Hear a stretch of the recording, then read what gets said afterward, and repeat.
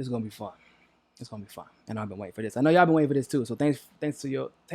Good God Almighty. Thanks to those of you who have been patient. Man, it's y'all know I don't function well after like 2 p.m. So,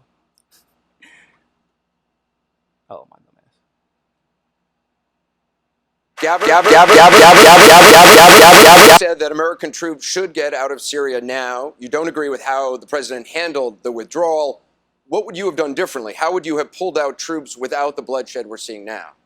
Oh, first of all, we've got to understand the reality of the situation there, which is that the slaughter of the Kurds being done by Turkey is yet another negative consequence of the regime change war that we've been waging in Syria. Donald Trump has the blood of the Kurds on his hand, but so do many of the politicians in our country from both parties who have supported this ongoing regime change war in Syria that started in 2011, along with many in the mainstream media who have been championing and cheerleading this regime change war. Not only that, but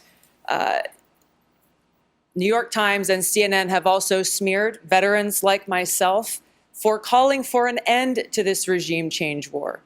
Just 2 days ago, the New York Times put out an article saying that I'm a Russian asset and an Assad apologist and all these different smears. This morning, a CNN commentator said on national television that I'm an asset of Russia. Completely despicable. As president, I will end these regime change wars by doing two things: ending the draconian sanctions that are really a modern day siege, the likes of which we are seeing Saudi Arabia wage against Yemen, that have caused tens and thousands of Syrian civilians to die and to starve. And I would make sure that we stop supporting terrorists like al-Qaeda in Syria, who've been the ground force in this ongoing regime change war. I'd like to ask Senator Warren if she would join me in calling for an end to this regime change war in Syria, finally. I was like, oh. So look, I think that we ought to get out of the Middle East. I don't think we should have troops in the Middle East, but we have to do it the right way. Hold up. Wait a minute. Tulsi caught Warren a lie, and I'm not sure a lot of people caught that lie. I'm wondering if any of y'all caught it, because what did Elizabeth Warren say in the last debate? What she said was, I want to get all the troops out the Middle East. That's interesting because you just got mad at Trump for even flexing the idea of removing troops from Syria. Then last debate, you actually were very clear. You want to treat the war on terror like a global problem. So not only do you want to deal with troops deal troops into the Middle East, but even parts of the world that potentially could be susceptible to terrorism. What she sounded like she was saying. And she wants to get other people involved in the terrorism fight. Don't get me wrong. I'm all about eradicating terrorism, but if you notice something where she has not been clear in the past, Tulsi was very clear on here, and I greatly appreciate her for it. Her definition of fighting the war on terror was pretty cut and dry. In draconian sanctions, dismantle the apparatus that props up and funds terrorism. That's how you fucking fight a war on terror. You choke it, you cut off the head, which is our money, really, in one way or another. So Elizabeth Warren got caught lying. And I'm glad Tulsi actually addressed her here. Wasn't expecting it. Was not expecting it, not gonna lie. But I'm glad Tulsi addressed her, because now she just got Elizabeth Warren on record saying, oh, I gotta pull everybody out. That's your stance now? Oh, interesting. Pull everybody out of the Middle East. Once again, not really opposed to that idea. Just don't believe you'll do it. But now you're on record saying you will. Smart way. What this president has done is that he has sucked up to dictators. He has made impulsive decisions that often his own. Hold up. Wait a minute. Wait a minute. It's questions about northern Syria. You get asked about pulling out of the Syrian war. Once again, she wouldn't say Syrian war specifically, by the way. There's a reason for that. And then you somehow transition the conversation to Trump has sucked up to dictators. First of all, it's actually kind of, if he was really kissing dictators' asses, it would be kind of standard U.S. foreign policy. I don't know if you're aware of that. But actually sitting down with adversaries that we disagree with would obviously be counter to foreign policy. But that would also ensure that we have a better chance at achieving peace and prosperous economic benefits for both sides. I don't see what the problem. It's like we would be like, I want Trump to sit down with Putin. I don't like the idea of a nuclear holocaust. Okay? I don't have a big savings account, but I'd like one day, you know? What, can I pay off my car? Can I at least save? I paid off my first car, yeah. Like, little goals like that matter to me. And dying in a nuclear holocaust will fuck my schedule up, Elizabeth Warren. I would appreciate it if you would be more willing to meet with adversaries because, well, you're the leader of if you win. You'll be the leader of the fucking free world. You'll be a leader of one of the largest countries in the world. You'll be the leader of the most influential superpower in the world. And then I don't want you acting like a fucking spoiled 2-year-old when it's time to meet with somebody you don't like. That's not pragmatic and it's not realistic. And like their only other option, like Tulsi always says, is war, which you're not going to fight in, and neither will your kids. Whatever. Own team doesn't understand. He has cut and run on our allies, and he has enriched him. So when you saw her look down, I think that she was prepared. She was like, how do I pivot away from Tulsi? Same thing Kamala did the first time when Tulsi first addressed her on the ACA and who helped to write it. Pivot away back to Trump and how bad he is. So you don't know how bad I really am at foreign policy. Himself at the expense of the United States of America. In Syria, he has created a bigger than ever humanitarian crisis. He has helped ISIS get. Oh, now we care about administrations creating a bigger than ever humanitarian crisis. Hold up. So what you're telling me is when the Kurds specifically are going through this type of hardship, and by the way, innocent lives being damaged because of the military-industrial complex is always a loss. All of us. Doesn't matter if you like the Kurds en masse or not. Every innocent life lost there is because, in some way, form, or fashion, the United States was involved in regime change. However, I'm not selective with who I care about in that regard, because it seems like you care about the Kurds specifically. But what about all the millions of lives that have been lost in Syria because of us? Though that didn't matter to you. Isn't that interesting? Isn't that interesting? Because you didn't have a problem with Trump bombing the shit out of them. But I can believe Tulsi when she says she cares about the Kurds just as much as the rest of the Syrian people. You know why? Because you know what Tulsi did in 2015? She actually wrote legislation to stop regime change in Syria from happening. And that's exactly what it is. It's not she wasn't shy about the title, as she tends not to be. 2015, she was ahead of everybody on this issue, while people were still learning about it and trying to understand what was going on. She had the foresight and clairvoyance to see, like, this is what's about to happen. We're not there for any type of humanitarian effort. We're there to take over the government. She was ahead of everybody. And she cared about the Syrian people then. That's like she cares about them now. So she cared about the Kurds then, not just when it was a political talking point. 2015, she's been on this. That's just when she introduced the bill.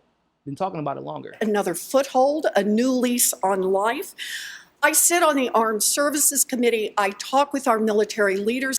Do you understand how ridiculous that is?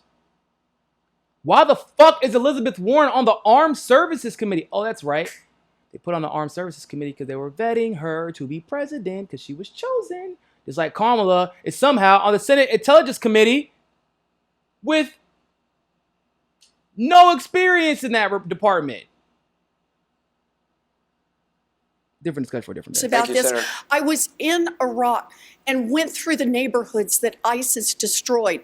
We need to Thank you. get out, but we need to do this through a negotiated solution. There Yeah, is thank you, no Senator. military solution Mayor in this Buttigieg, region. Mayor Buttigieg, like many of your fellow candidates on the stage, you've been calling for an end to endless wars. What's your response on Syria? Well, respectfully, Congresswoman, I think that is dead wrong. The slaughter going on in Syria is not a consequence of American presence. It's a consequence of a withdrawal and a betrayal by this president of American allies and American values. Look, I didn't think we should have gone to Iraq in the first place. I think we need to get out of Afghanistan. But it's also the case that a small number of specialized special operations forces and intelligence capabilities were the only thing that stood between that part of Syria and what we're seeing now, which is the beginning of a genocide and the resurgence of ISIS. Meanwhile, soldiers in the field are reporting that for the first time they feel ashamed of what their country has done. We saw the spectacle, the horrifying sight of a woman with the lifeless body of her child in her arms asking what the hell happened to American leadership. And when I was deployed, I knew one of the things keeping me safe was the fact that the flag on my shoulder represented a country known to keep its word. And our allies knew it, and our enemies knew it. Thank you, Mayor. You take that away, you are taking away what... Okay.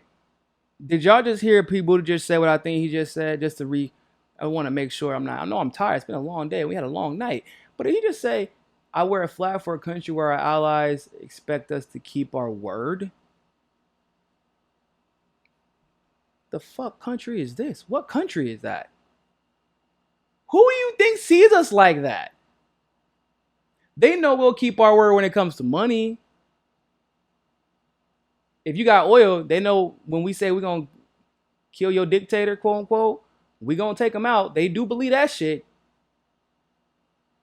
But this is what happens when you're an officer. They are, I don't officer discriminate. I got a lot of friends who are officers in the military still. But when you're an officer on a boat, when you have never taught, he's in his own bubble. When you're an officer, everybody kisses your ass and tells you how much. They don't tell you the real shit. Unless you're dealing with real shit. And I seriously doubt Buttigieg was dealing with real shit. Seriously. Because, and I'm explaining to you why. Well, actually, I'm not going to explain to you how I know. I'm going to let Tulsi explain it to you. What makes America America. Thank you, Mayor. It makes our troops and the world a much more dangerous place.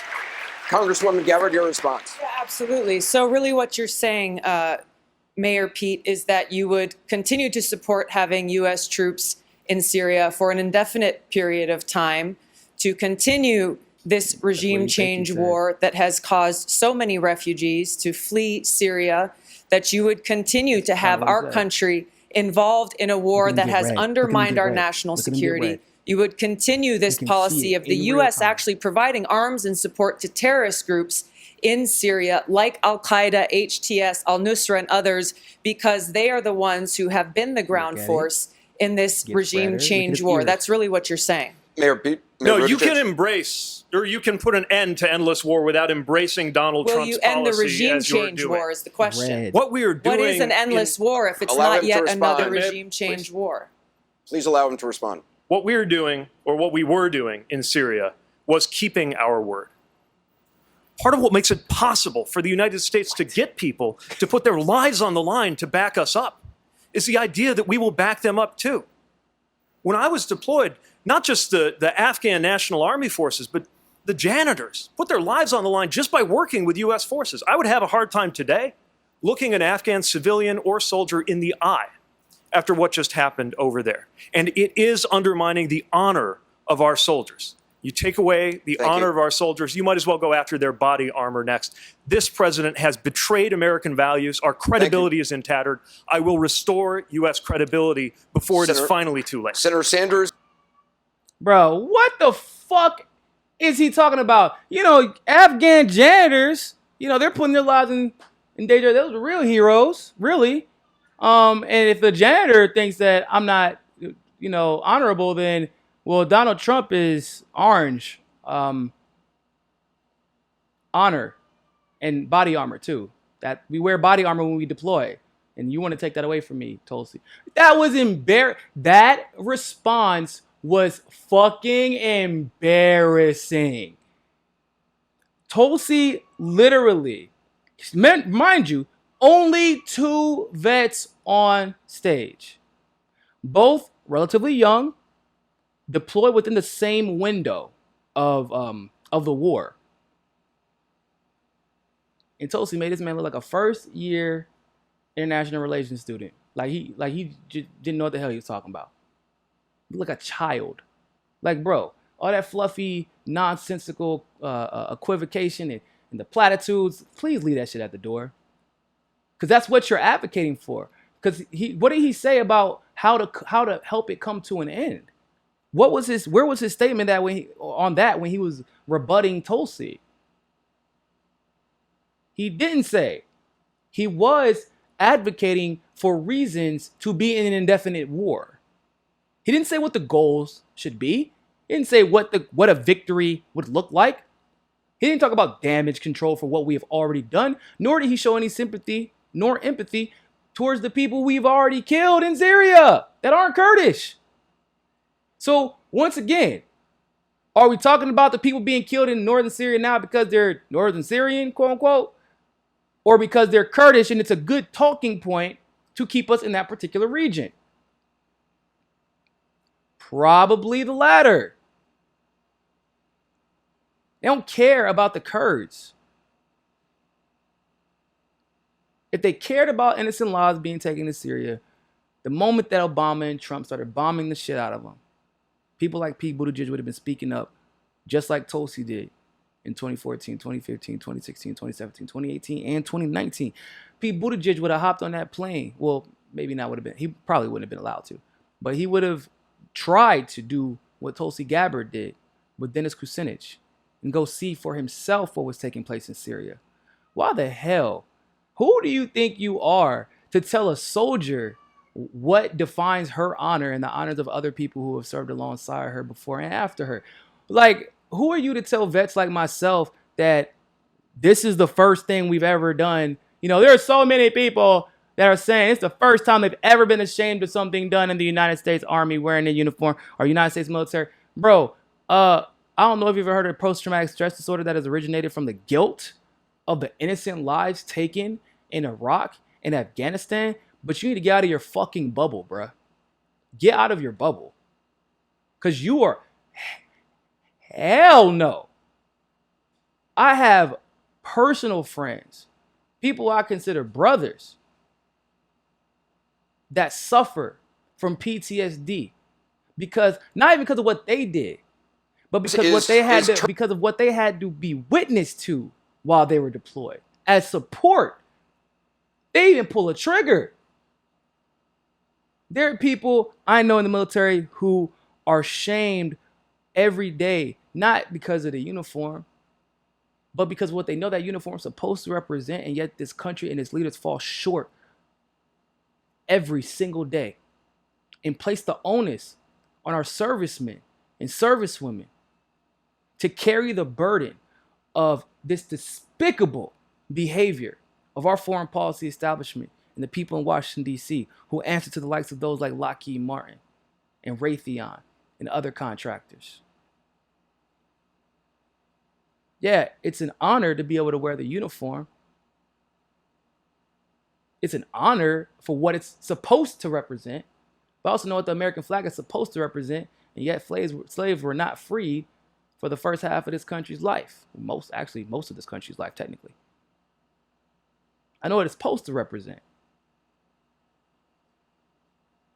So it is not at all an insult to the uniform itself to say that the things that have been done in that uniform, where we have used that uniform to cloak the disgusting, the absolutely abominable behavior of the United States, is not an insult to that uniform. It's not an insult to say that the things that have been done in that uniform is deplorable, unacceptable, and it makes anybody guilty. It makes me guilty. And I didn't deploy because I knew what was going on.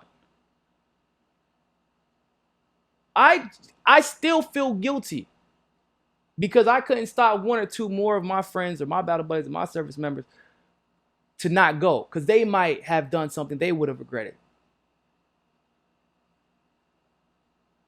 Because I know the terrible things that can happen when someone sees that uniform thinking it represents one thing, but in reality, the actions and the missions carried out tell an entirely different story. So, Pete Buttigieg, first of all, you got embarrassed. You look like fucking Job. It was hilarious. Not gonna lie to you. But, hey, you did recover later on in the debate, I guess, against Biden or Warren or whoever the hell. But I noticed how red he got. I noticed how flustered he looked. I saw those ears. They were red as can be. Tulsi had him shook. Hey, don't forget to hit that subscribe button if you like that segment of Mi Casa Su Casa.